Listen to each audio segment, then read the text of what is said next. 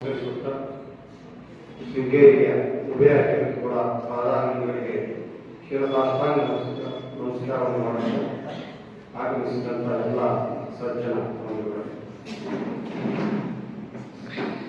ಆನೋ ಬದ್ಧಕತೋ ಎಂದು ವಿಶ್ವಕರ ಅಂತೇಳಿ ವೇದವಾಕ್ಯ. ಜಗತ್ತಿನ ಎಲ್ಲೆಡೆಯಿಂದ ಜ್ಞಾನ ನಮ್ಮಗಳಿಗೆ ಹರಿದು ಬರಲಿ ಎನ್ನುವಂಥ ಉದಾತ್ತವಾದಂಥ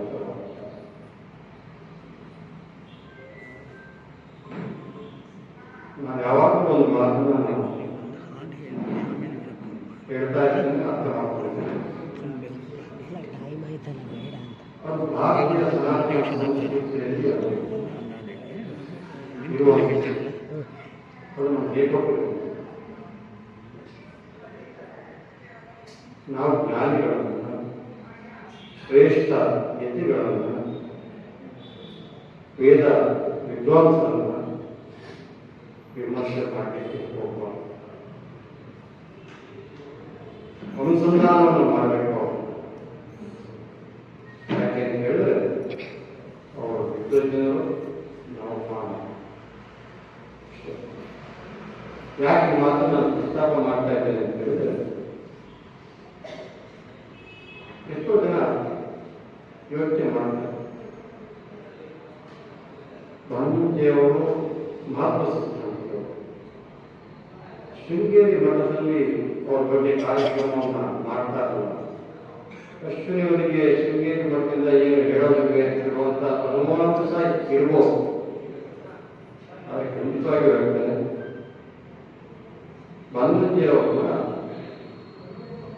80ನೇ ವರ್ಷದ ಅವರ ಕಾರ್ಯಕ್ರಮ ಆಗಿತ್ತು ಶೃಂಗೇರಿ 10 ವರ್ಷಗಳ ಕೆಳಗೆ ಶ್ರೀ ಸಿದ್ಧಾಂತ ನೇತೃತ್ವ ಒಂದು ಅವತ್ತು ತಂದೆಯವರು ಸಹ ಒಂದು ಅದ್ಭುತವಾದಂತಹ ಕಾರ್ಯಕ್ರಮ ಅವತ್ತು ಆಯಿತು. ಅವಾಗೂ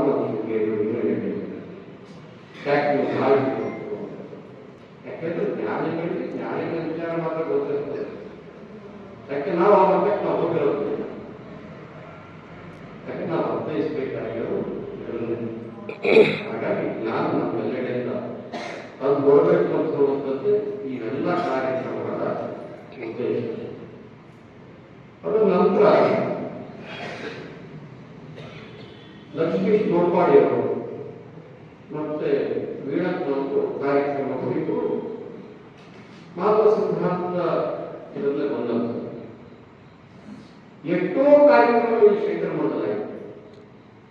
ಎಷ್ಟೋ ಕಾರ್ಯಕ್ರಮ ಪ್ರತಿ ವರ್ಷ ಒಂದೊಂದು ಕಾರ್ಯಕ್ರಮ ಇದ್ದೇ ಇರ್ತದೆ.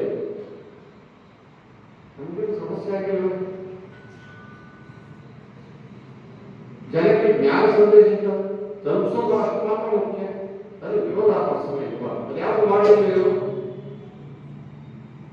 ಅವಾಗ ನಾವು ಯಾಕೆ ನಾವು ಇವನು ವಿಶಿಷ್ಟ ಇವನು ಪ್ರಶ್ನೆ ಎಟ್ ಲಾಸ್ಟ್ ನಾವು ಹೇಗೆ ಭಾರತವನ್ನ ದೇಶ ಪ್ರೇಮಿಗಳೇ ನಾವು ಹೇಗೆ ನೋಡ್ತಾ ಇದ್ದೇವೆ. ಇವನು ಕಾಂಗ್ರೆಸ್, ಇವನು ಬಿಜೆಪಿ, ಇವನು ಕಮ್ಯುನಿಸ್ಟ್ ನೋಡುವಂಥದ್ದು ನಾವು ಭಾರತ ಮಾಧ್ಯಮ. ಹಾಗೆ ಈ ಧರ್ಮದ ಒಂದು ವ್ಯಾಖ್ಯಾನ ನಾವು ನೋಡಬೇಕಾಗಿರುವಂಥದ್ದು ಆ ಭಗವಂತನು ಎಟ್ ಲಾಸ್ಟ್ ಅದು ನಮ್ಮ ಅಂತಿಮ ಗುರಿ, ಅಂತಿಮ ಅದು ಯಾವುದೇ ಜ್ಞಾನಿಗಳು ಹೇಳಿದರೂ ಸಹ ಸ್ವೀಕಾರ ಮಾಡಿ ಅದನ್ನು ಅನುಸಂಧಾನ ಮಾಡಬೇಕಾಗಿರುವಂಥದ್ದು ನಮ್ಮೆಲ್ಲರ ಕರ್ತವ್ಯ. ಅದೇ ನಮ್ಮ ಶ್ರೇಯಸ್ಸು ಮಾತಾಡಿಸುವಂಥದ್ದು ಹೇಳ್ತಾ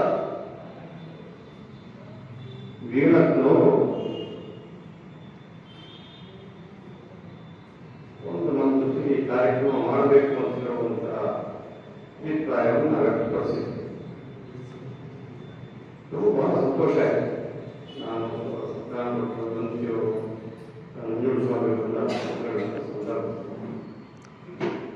ಒಳ್ಳೆಯ ಕಾರ್ಯಕ್ರಮ ಮಾಡಬೇಕಾಗಿರೋದು ಶಂಕರ್ ಮಠದಲ್ಲಿ ಮಾಡುವ ಅಂತ ಹೇಳುವಂಥ ಮಾತನ್ನು ಸಹ ಹೇಳಿ ಕಡೆ ಒಂದು ಪ್ರಸ್ತಾಪವನ್ನು ನಾನು ಇಟ್ಟೆ ಅಕ್ಕನ ಮುಂದೆ. ಅಕ್ಕ ವೇದಿಕೆ ಮೇಲೆ ಕುರ್ಚಿಗೆ ಹಾಕೋದು ಬೇಡ, ಒಬ್ಬೊಬ್ಬರೇ ಬಂದು ಮಾತಾಡಿ ಹೋಗ್ಲಿ ಎನ್ನುವಂಥ ಮಾತನ್ನು ನನ್ನ ಅಕ್ಕನಿಗೆ ಹೇಳಿದೆ. ಅಕ್ಕ ಆಯ್ತು ಅಂತೇಳಿ ಹೇಳಿದೆ.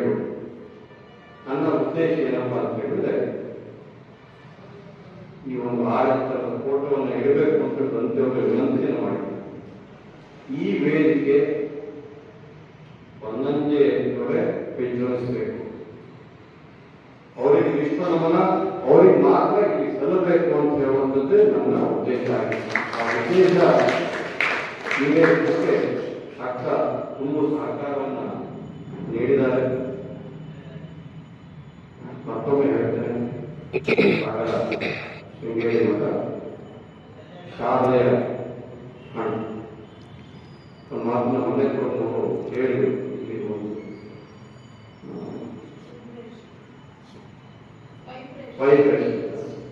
ಇದೇ ಎನ್ನುವಂಥದ್ದು ಖಂಡಿತ